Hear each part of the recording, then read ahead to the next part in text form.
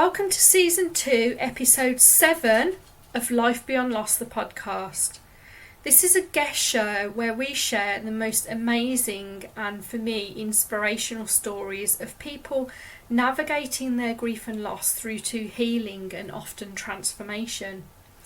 I'm your host, Louise Kresick, grief and loss coach. And on today's episode, I'm joined by Jenny Schmal, all the way from South Africa. Jenny is a Reset Facilitator, and we'll talk more on the show about what that actually means. More importantly, Jenny shares her experience of loss, which is threefold. The loss of her first and second husband, as well as the murder of her son. All three were, as you can imagine, very different experiences for Jenny under some very traumatic circumstances. And she talks very openly about how she has navigated her grief.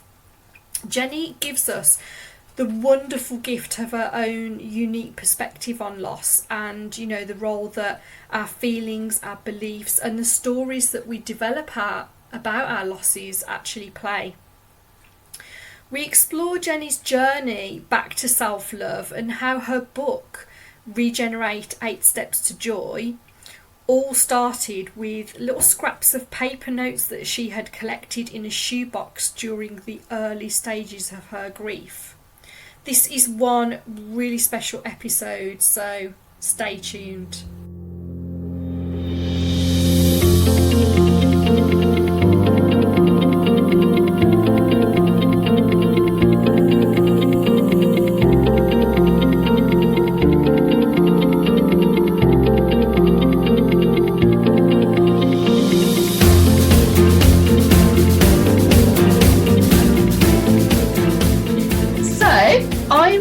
Excited that I'm joined on today's show by Jenny Schmal, who is a Reset Facilitator, and I'm very excited, Jenny, because we've tried to make this happen a few times, haven't we?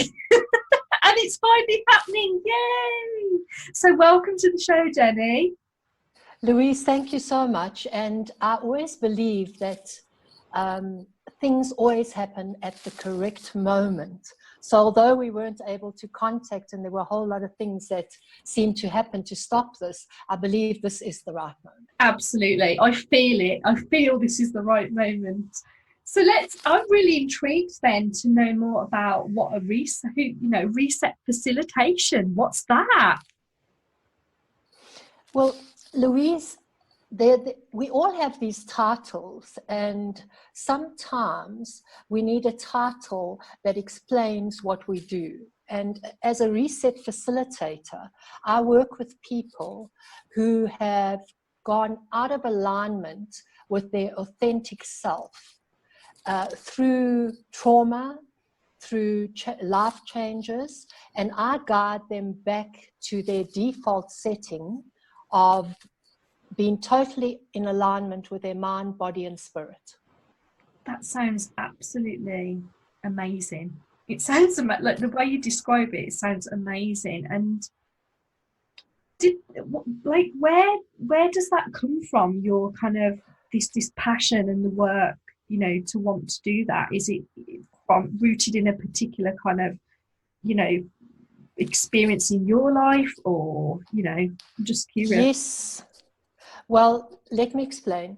Yeah. A few years ago, when cell phones were still a novelty, I happened to press a button on my cell phone and the configuration went from English to Danish. Now, I'm not Danish and I had no idea how to fix it. I couldn't work the cell phone. It was just useless. Lucky for me, someone in the department of the office where I worked was Danish. And in 2 seconds, he reconfigured the phone back to its default setting of English.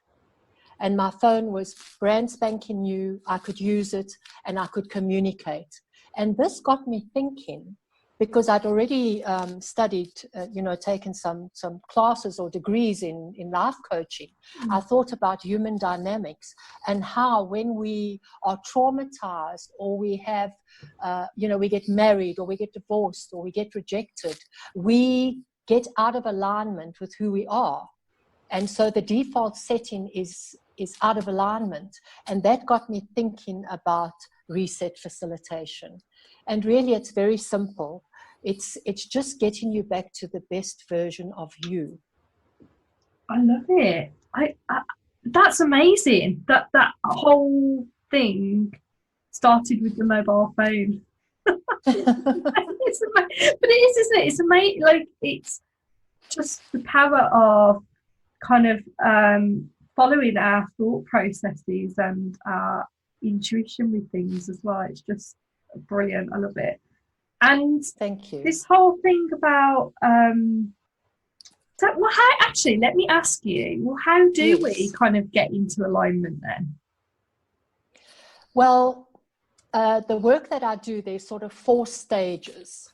And the first stage would be looking at your belief system, where you are in the moment, because most of that you'd be living either in your past or your future. You definitely wouldn't be in the now. You'd be totally in the mind from the chin up. You'd be working with that mindset. And then we'll look at how that is holding you back from being the best version of you. And then the second appointment, or the second part of the work that I would do, would be working with the heart. How do you operate from the heart, where we feel? Because the heart has a mind as well, funny enough. And when we speak from the heart, the language is totally different. It's softer. The inner critic has disappeared, whereas in the mind, the inner critic's there all the time. And then the third session, or the third part of the work, would be shining a light on the new beliefs. Because we never get rid of beliefs. We simply transmute them or bring new ones in. Because the mind's a computer and it keeps everything as a login.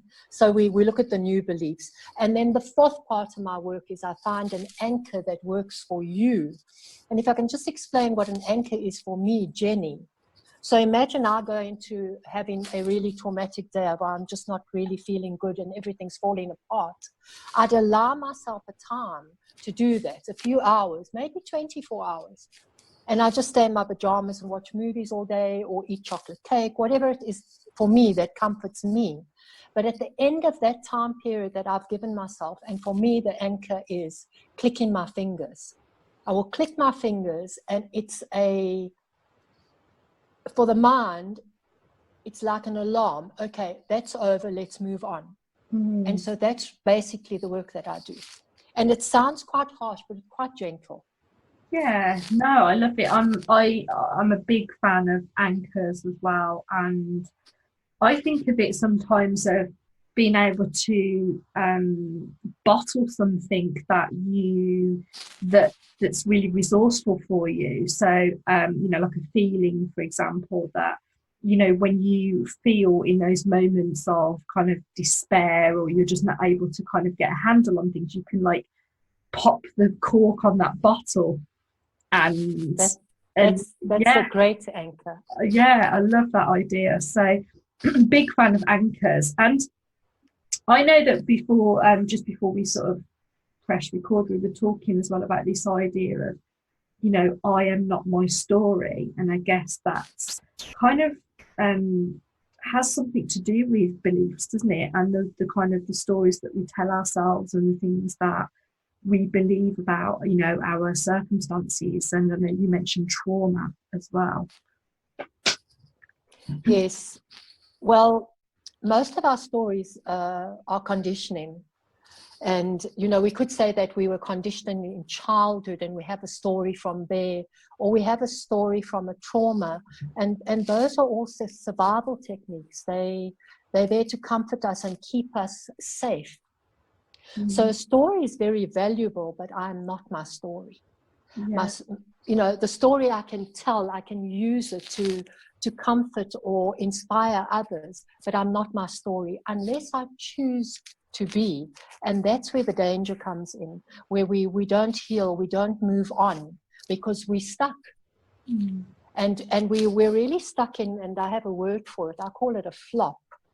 So a flop would be a fundamental life operating principle, like I'm not good enough. So I stay in the story of I'm not good enough, or I am rejected, or I am ugly, or I am not worthy. And those are all stories that people take on unknowingly, actually, and sort of becomes a part of their conditioning. And there are many ways in coaching, and I'm sure you know this because you do it yourself, to take someone out of that and use a process to get them to another belief system is what the work's all about. That totally resonates with me. But people become stuck in their grief, is kind of obviously my experience, and I think that when that happens, it's a story very often that's kind of on loop, that's a story that's not particularly serving them anymore. It may have served to protect them at a time in their life, but it's kind of stuck on loop. And so it's about how we work with that story and change that story, I think, ultimately. What do you think? Yes. Well, I think it comes from feelings. Yeah. So if we don't explore our feelings, and especially when it comes to grief, loss, or rejection, or anything where it's that traumatic, and especially, death and the loss of loved ones, we don't want to deal with those feelings. So we put them in a box. I call it the do not open box, because it's safe in there. And really that's where we don't move forward, because feelings are not constructs of the mind. Feelings are in the body, not in the mind. And if they're in the body, we need to explore them, express them, and find a way of moving them, because they're sitting in your cells. And to move forward from grief or loss, and it is personal, and everybody can take their own time with this or use whatever tool is good for them. So I have no, I would never tell anybody you need to do this or this. But personally for me, I feel that you need to look at your feelings, open the box, and deal with them and feel them. Yeah. I guess it's a balance, isn't it, between knowing that you're on this journey and that you're moving forward in your own way and in your own time, but then versus knowing when actually you're stuck in something, in those feelings, and not able to kind of shift them. Yes. Look, I do believe, because I've experienced it in the beginning, after a death or many deaths. Quite frankly, I don't think you do feel. I think you're just in a bubble where no one exists, and it's only you and this space that is still filled with. It feels like the energy of a loved one. It's just you and that person, and the rest of the world don't exist. So at that point, feelings haven't come into play yet. Sure, the trauma's there, but actually being able to feel, at that point, the body is running the feelings. That's why. Sorry. No. And that's why we find at that time we have anxiety, and we also have immediately weight loss or weight gain, because that's the body's way of counteracting dis-ease. So you're not in control. Sure, the body definitely does respond, I think. So what you just mentioned your experience then, Jenny. What is your experience of loss? Okay, so around about 2007, and it feels like yesterday, my first husband, who I'd been divorced from for 17 years, died of pancreatic cancer. And I didn't think that would affect me so deeply, because we'd been divorced, we'd moved on, we were friends, but we had no real contact. But when he died, it was the biggest shock to my system, because I had given birth to 3 children. his children, my children. And suddenly, as a woman, that connection to the, to the family, there's a huge connection. And I noticed, well, I went into the grief process, absolutely. But I noticed immediately, there was no past of wrong. There was no reason why we got divorced. Everything was perfect. And this got me really working with this and with myself to have a really good look at how did that affect me. So that death affected me in a way that I wanted to explore more of myself, my psyche, and what was happening for me as a woman, as a mother, and how to deal with that particular grief. Now, a year later, I'd got married to a new husband, and we'd been married for exactly 8 months. The love of my life, another love of my life, because you always love them. You may divorce them, but you still love them. So, and he came home one afternoon, he had a cup of tea, and not a golfer, we were living on a golf estate, and he said, "Sweetie, I'm just going to go for a little walk. I'll be back just now."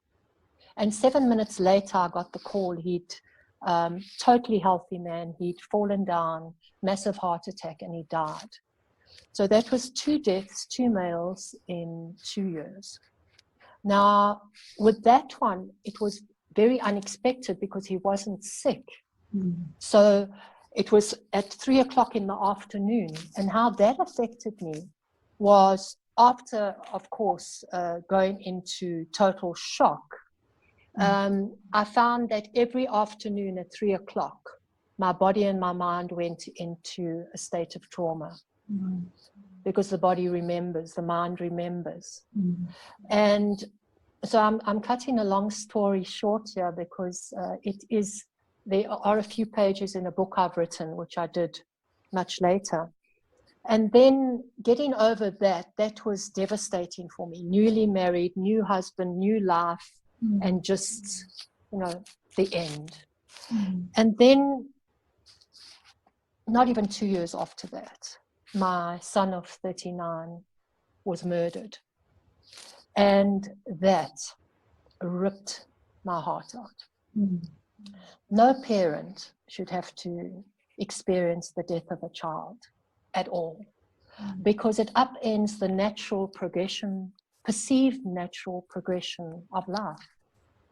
And my son's murder, my son's death, to me, it put me into a place where I wanted to be totally alone. I didn't want to see anybody. I didn't want to know what was going on in the world. I just wanted to keep a safe space for me not to go insane. And, how did I handle that? Well, grief took over. For sure, in that instance was a grief like nobody could ever explain to anybody unless you've given birth to a child or you're a mother. It's something different. It's you're continually connected to this energy that was your child. And I think it's how you cope with that. And I suppose there are many coping mechanisms on how you move forward from something like that. And for me, what I did with the 3 deaths, I sat with these little sticky notes, these little colorful little stickies that you use. And I made notes of my life, of what I'd been through and what I was feeling.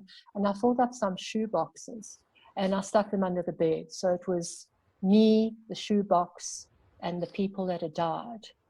And 4 years later, by a miracle, I was introduced to an editor, and I was telling the story like I'm telling you. And she said, "Do you realize you have a book there? Did you, make notes?" I said, "Well, I have a shoebox full of little scraps." And lo and behold, at the age of 68, after, dealing with some of the grief in other ways as well, I published my book, which is called Regenerate, the 8 Steps to Joy. So it's a little bit about the actual grief and the loss and what happens when people die, and then the journey back to self-love. Because when people die, you tend to stop loving you. Just for that time, I think I felt unlovable. Wow, that is just so, I don't know. Well, there are no words, and that is, like you've said, 3 significant losses in a very short space of time in your life. And I suppose I'm interested to know as well. So you've said that all 3 of those experiences were very different for you in terms of the grieving process and the journey that you went on. How did you kind of work through that? I mean, and did you have, in terms of support, was this very much a journey that you sort of went on by yourself because you felt that's what you needed to do? Was it like kind of self-development, self-help, self-coaching, or did you get like sort of, additional support and help as well in that? Well, for me, it was slightly different. So I had been in the personal transformation field, working for other people for quite some time, but then I'd stopped to get married. So for me, there was that. I had some inkling of the psychology, the supposed psychology that happens when people die. And because they were 3 on top of each other, obviously I went to see a psychologist, mainly because I could not sleep. I was terrified. I wouldn't drive. I didn't leave the house. I didn't drive further than 2 kilometers for a year. So for me, it was staying in a safe place. And because I couldn't sleep for 6 months, I was on a light sleeping tablet, because you need sleep more than anything else, more than food, more than comfort. You need to sleep so that the body gets time to revive. And during those sessions with a psychologist, which is a lot about lying on the couch and going into the past. So a lot of my work isn't that. I work strictly in the now, although of course I care about your past and your future, but I like to work in the now. And what I did in those 6 months is I studied psychology while I was sitting in the chair. So everything that she gave to me as a task or something to assist me, I played with it. And I'm using play in a light term here. I saw if it worked or not. And then I would self-coach. So most of mine was self-coach. I knew that I needed something that I love to get me through that. And for me, even as a younger woman, knowledge is very important. It's high up on my values. So I decided to learn. I think I read over 300 books in the space of 3 years, mostly self-help, psychology, death and dying, anything I could get my hands on. And so that kept me very busy. And then I did have 1 or 2 clients at the time, but for about 3 years, I stopped totally. I didn't want to see clients because the ones that wanted to see me wanted to, had grief and loss, and that's what they wanted to chat about, and I just wasn't ready. Yeah. So I took my own time. I watched movies, I read books, I fed myself, I not fed myself, I did exercise, I didn't, and I listened to music every day until I got to the stage where one day I stood up and started to dance around the apartment. And then I knew, you're okay. You can sort of move further with this now. And then, of course, went back into my coaching and did not coach grief. It's only lately that I've thought it is a part of my story that would be very valuable, and I feel more comfortable now to give more of that to somebody else, whereas before it was mine and I wanted it just for me. Sounds selfish, doesn't it? Well, no, I mean, I can relate to that because I am a grief coach now, but it's taken me a long time. Even when I was training as a coach, I never went into it thinking I'm going to be a grief coach, because my grief was probably still quite raw for me as well at that time. And so having come out of it, the training the other end, and then started to coach people, it's only really the process of doing that was sort of part of my healing as well. And then having realised, that I got myself then into a space where I could then coach people around grief, is when I sort of was able to then sort of get rid of that resistance around it and start to help people. So I do resonate with what you're saying there, and I think it is important, isn't it, that as coaches that we are, you know, able to come from that place of empathy and understanding and compassion, but also have that kind of safe space for ourselves as well. You know, that within our own experiences, we're not starting to kind of relive that in the process. So that's what I Yes. may.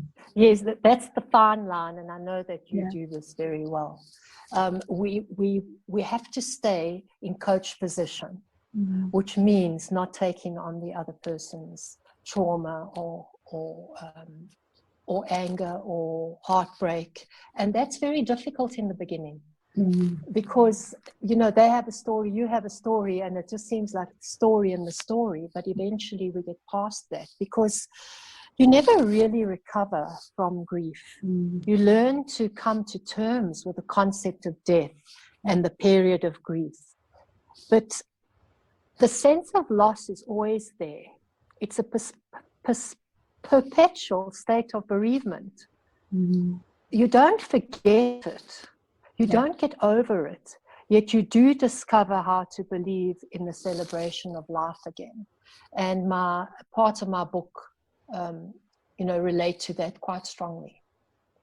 Yeah. What's different now then for you in your grief, but, you know, compared to how it was before? For myself, it's very personal. So I have a belief that their physical body has left. Their vibration, because the whole world's energy and vibration never leaves. So it's sometimes more palpable than other times, but I don't see them as gone. They're just not here in my reality at the moment. And I suppose that could also be a way to compensate, or a tool to be okay with myself. But I think I've suddenly, from having that feeling, I've got the strength from them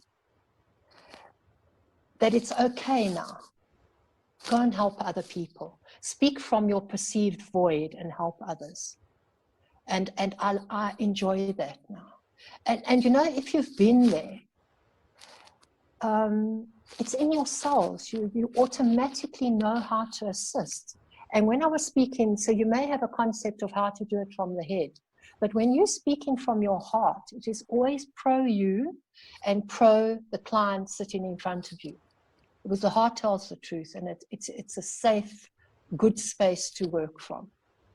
And it's only lately, and you're really a big part of this, because I really wasn't ever going to do a podcast which related to grief, but thank you so much. Because I know as I'm speaking now, maybe nobody will listen, but maybe somebody will, and they'll relate to something that was said, and it will assist them. And I think it's coming from that place of being wanting to be, I'm going to use a simple term, helpful. Yeah. Absolutely. And yeah, because why would somebody choose a lifetime of struggle if there was somebody like you or somebody like me that they could go to and tell their story and then be assisted on how to work through it? Obviously, if they still, right in the beginning, or if they are seeing a psychiatrist or a psychologist or any kind of counselor, well, that's also good. But today's world is very fast. Everything's moving at such a fast pace that it helps. It assists people when they can speak and not keep it for 10 years and then look for somebody to assist them.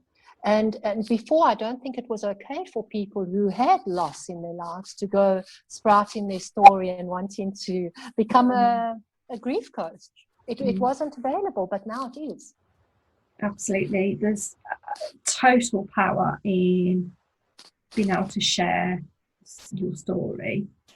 And what I wanted to just kind of ask you is one sort of final question, I guess. Well, a couple of questions, but so this notion that you are not your story, how does that translate for you then in your own grief?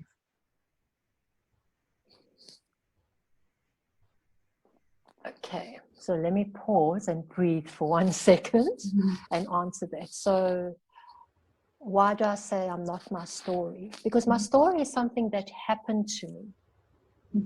Okay, it's part of the game of life that is my reality. So it happened to me. It happened in my game. But there's a part in each one of us that is untouchable. It's, for some people, they would call it, and I'm saying everything gently and with the utmost respect, but some people may call that part their connection to God, or they may call it their connection to awareness or consciousness or higher self or whatever it is. And for me, it's an untouchable part of you that is outside the grief process. It's untouchable. It's who you are. The grief part and the life is what happens in your life. But the untouchable part of you is something that grief doesn't touch. Yeah. And that sounds quite weird, but it doesn't. So it's because that otherwise you would die. Because the pain, the anguish, the trauma would totally paralyze the mind and the heart, and I don't think we would exist. Well, that's how I feel, and it's just my feeling. So getting you back to alignment where, yes, this happened in my life, and I love them. And I'm not saying loved, I'm saying I love them. Yeah. I love them equally. 3 different men in my life, I love them equally. And they were the biggest lesson of my life and the biggest gift, because the untouchable part of me wrote a book, which may never have happened. The untouchable part of me found the courage to say, perhaps I'll put myself out there and help others. And that's a gift. And if I may give you a little story, if we have a minute. Yeah. Still left, yes. I was on a personal transformation course after this, a very big name. And they believe, this person's belief is that everything goes back to love. So love is the equilibrium of everything. And he said to me, yes, well, your story is that all these people have died, even your new husband. Well, what is the gift of their death? And I took umbrage to that. I was really furious. And I said, I can't believe you just said that. Of course there's no gift. And he said, please look again. And he kept sort of pushing me. And of course, by this time, there were tears flowing. The whole class was, standing behind me and patting me on the back. And suddenly, out of left field, I started to laugh. And he said, what did you just see? And what I'd seen is, and this women may understand that, when you bought a few pairs of shoes and you don't bring them out of the boot of the car until your husband goes to work, that was the picture I saw. And somehow that picture brought some equilibrium. Yes, they died. Yes, it's traumatic. And yes, I was okay to move on a little. And so that was quite a dramatic way. And maybe if I hadn't done any personal transformation work or been to a psychologist or whatever it was in self-coaching, that may not have been okay. But for me, there was a great lesson in that. So I always look for the gift. What is the gift of me speaking to you today, of allowing my voice to be heard? It's the greatest gift of all. It's the gift of love. I think somebody said today, the power of love is so powerful. And that's what I feel about speaking to you today, Louise. And I can only say I appreciate you, and you've been a blessing of joy. So thank you for that. Oh, Thank you, Jenny. That's wonderful. The equilibrium stood out to me there. That's such a powerful word, I think, actually, and for me describes it beautifully, that it's all about the equilibrium of, well, life, actually. Yes. And I'm so glad and so pleased that the untouchable part of you showed up today, and we were able to record this podcast and share your experiences. I'm really grateful for that. So before you go, then let's just sort of we'll pop a link for your book as well in the show notes for people, so that they can get to that really easily, if that's okay. But also, that would be wonderful. Let's tell people where they can get hold of you as well. Well, perhaps my website. So it would be www.rejener and the number 8.com. And they'd find a whole lot about me there.